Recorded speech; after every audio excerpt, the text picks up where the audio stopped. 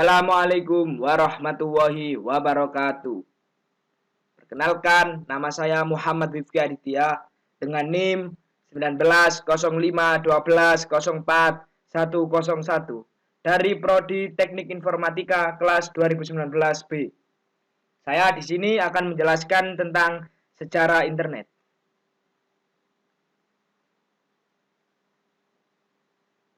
Apa sih internet itu? Nah, internet adalah suatu jaringan komunikasi yang menghubungkan satu media elektronik dengan media yang lainnya. Standar teknologi pendukung yang dipakai secara global adalah Transmission Control Protocol atau Internet Protocol Suite, disingkat sebagai istilah TCP atau IP. TCP atau IP ini merupakan protokol pertukaran paket. Dalam istilah asingnya, Switching Communication Protocol, yang bisa digunakan untuk miliaran lebih pengguna yang ada di dunia. Sementara itu, istilah Internet Working berarti cara atau prosesnya dalam menghubungkan rangkaian internet beserta penerapan aturannya yang telah disebutkan sebelumnya. Internet merupakan singkatan dari Interconnection Networking. Internet berasal dari bahasa Latin inter yang berarti antara. Secara kata per kata, internet berarti jaringan antara atau penghubung.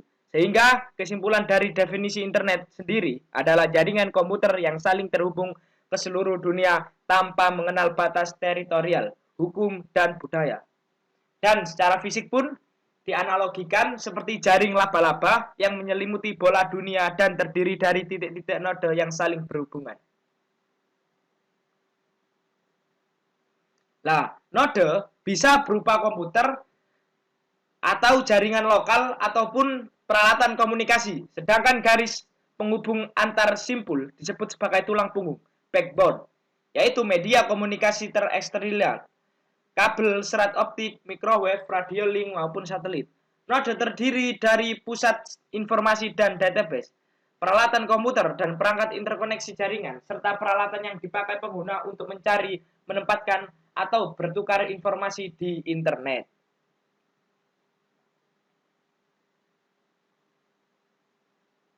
Selanjutnya, awal mula internet. Internet pada awalnya dikembangkan oleh Amerika Serikat pada pertengahan abad ke-19 dan semulanya teknologi ini dipergunakan sebatas untuk keperluan militer. Pada saat ini di negara maju, internet hampir menjadi kebutuhan primer. Layanan yang ditawarkan internet pun semakin lengkap, komunikatif, dan memanjakan konsumen dalam arti akses internet. Teknologi asymmetric digital subscriber line yang populer beberapa tahun belakangan ini membuat internet menjadi kebutuhan yang dapat dinikmati akses internet 24 jam. Pada awalnya, pemakaian internet hanya terbatas untuk mengirimkan email, karena email adalah layanan internet pertama, dan www World Wide Web mulai populer digunakan sekitar awal abad 90-an, dengan menggunakan berbagai browser seperti Netscape, Internet Explorer, dan sebagainya. Dan sejarah awal internet bermula pada tahun 1969. Advanced Research Project Agency ARPA dibentuk tugasnya melakukan penelitian jaringan komputer mempergunakan teknologi packet switching. Jaringan pertama dibangun membutuhkan 4 tempat, yaitu UCLA, UTSB, UTAH, dan Sri International. Hingga tahun 1972, jaringan ini telah menghubungkan lebih dari 20 host dan disebut sebagai ARPANET. ARPANET kemudian menjadi backbone Internet Working institusi pendidikan, penelitian, industri, dan kontraktor, terutama yang berkaitan dengan jaringan militer, atau MILNET. Tahun 1986, ARPANET mulai dikomersialkan dengan mengisolasikan jaringan militer. National Science Foundation kemudian membiayai pembongkaran backbone ARPANET 2 menjadi backbone internet komersial dan dikelola oleh Advanced Network Service (ANS). Tahun 1996, Andrew S. Tenenbaum, andil besar dalam perwujudan internet adalah tergabungnya jaringan regional seperti SPAN atau jaringan fisika energi tinggi, BitNet, jaringan mainframe IBM, EARN, jaringan akademis Eropa, dan dipergunakan pula di Eropa Timur. Dan ditambah dengan sejumlah link transatlantik yang beroperasi pada 64 kbps sampai 2 mbps pada tahun 1998. Ya, perkembangan internet. Inilah pada 1969 hanya ada 4 komputer. 1971 sudah ada 23 komputer. 1977 111 komputer, 1980 ada 213 dan seterusnya. Untuk yang terakhir 2010 hingga sekarang terdapat 100 juta komputer dengan 1,9 miliar pengguna. Dan sekitar 25 jutanya adalah penduduk dari Indonesia. Berarti internet ini merupakan makan pokok lah, kebutuhan primer untuk rakyat Indonesia. Macam-macam layanan internet. Satu, email. Kalian pasti sudah mendengar apa itu email. Email adalah untuk mengirim pesan berbasis elektronik. Ini adalah layanan pertama internet yang tercipta di dunia. Bahkan saya membaca di Wikipedia, email tercipta sebelum internet diciptakan. Dengan adanya layanan email, orang-orang menjadi mudah mengirimkan surat untuk orang yang berada di luar kota maupun di luar negara. Contohnya seperti Yahoo, pakai Yahoo atau Gmail. Yang kedua ada e-commerce. E-commerce adalah layanan internet yang digunakan untuk kepentingan ekonomi. Contohnya adalah toko online. Toko online merupakan salah satu layanan e-commerce yang paling digunakan oleh orang-orang. Dengan adanya layanan ini, kita tidak perlu lagi ke toko untuk berbelanja.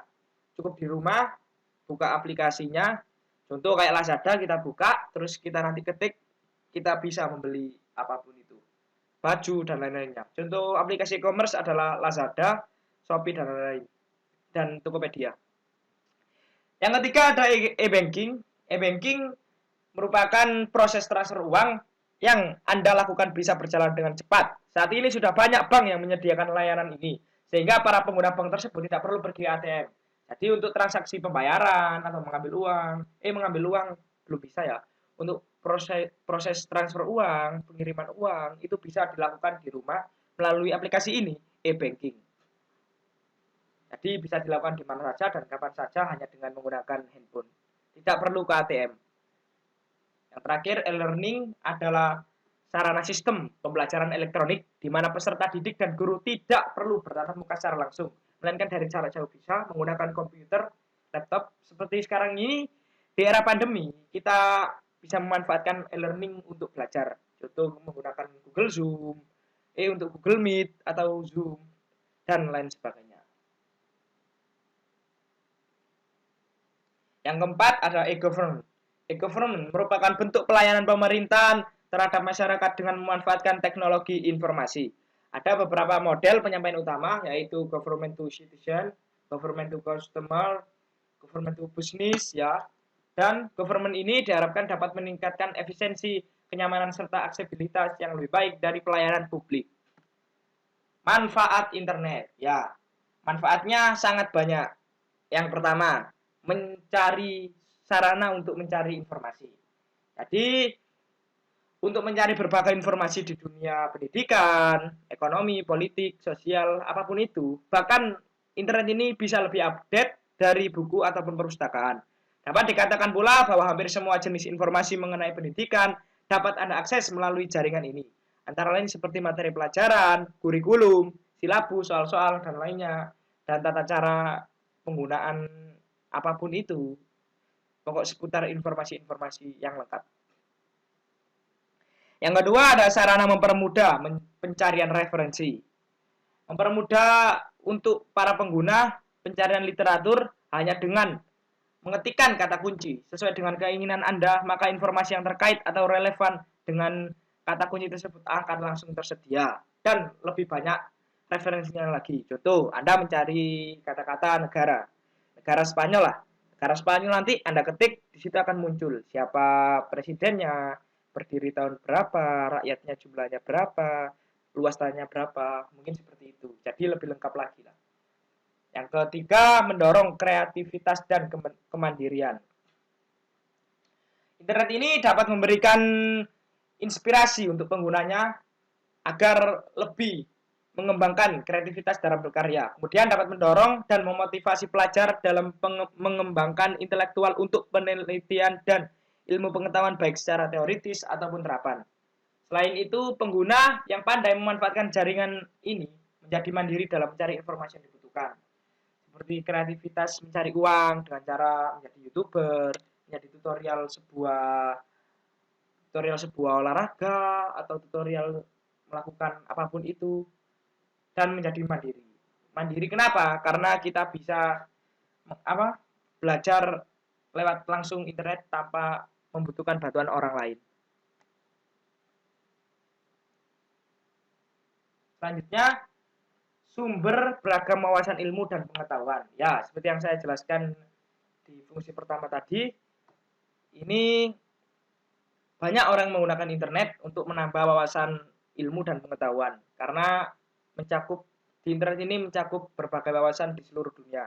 Jadi Anda akan menemukan pengetahuan-pengetahuan terkini, ilmu-ilmu yang baru, dan ataupun kabar-kabar terkini dari seluruh penjuru dunia.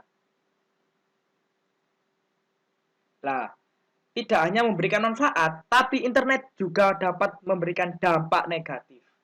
Contohnya satu, tersebarnya berbagai informasi palsu atau hoax, ya, kan banyak itu. Contoh berita COVID kan banyak dihoaxkan lewat internet, lewat CNN itu dan lain-lain. Ini agar apa? Agar penggunanya takut. Lah, begini nih dampak negatif internet. Yang kedua, penipuan. Contoh dalam jual beli, barang tidak sesuai dengan foto.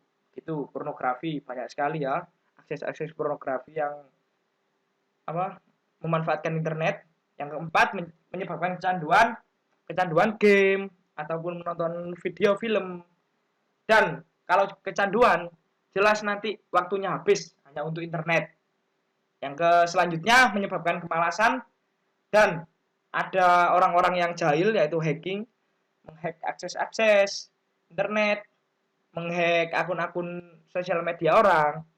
Dan yang terakhir, kurangnya sosialisasi. Dalam artian apa kurangnya sosialisasi ini? Dia menghabiskan waktunya untuk internet, jadi sudah tidak ada lagi atau jarang waktunya untuk bermain dengan teman-temannya. Jadi itulah dampak negatif dari internet. Ya, saya rasa sekian dari saya. Itu tadi penjelasan secara internet dan seputar internet.